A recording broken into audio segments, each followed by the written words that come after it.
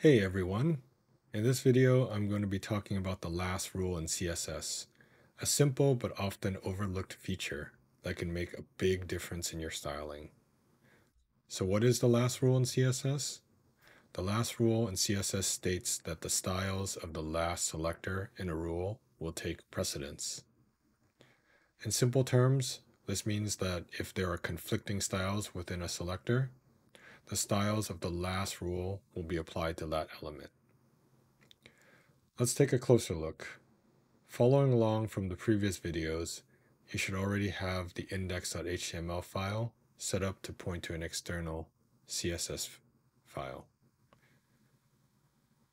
If you do not have this set up, pause the video and take a moment to add this code to your index.html file, as well as creating a separate styles.css file inside a CSS folder.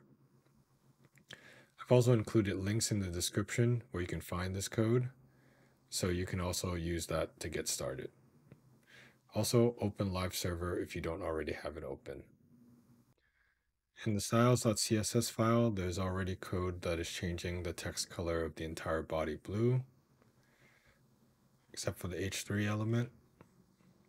I'm going to go ahead and add a conflicting style on the body that sets the text color to red.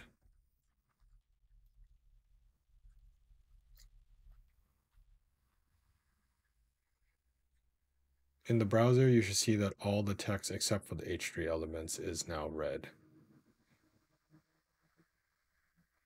This is because the last rule in CSS takes precedence over the first rule, which sets it to blue. This is a simple example, but it illustrates the importance of paying attention to the order of your styles in CSS. Make sure that the style you want to apply is the last one in the rule, and that's how the last rule works in CSS. Thanks for watching. Be sure to check out the description for additional resources. I hope you enjoyed this video and learned something new. Don't forget to like and subscribe for more videos like this. If you have any questions or comments, please leave them below.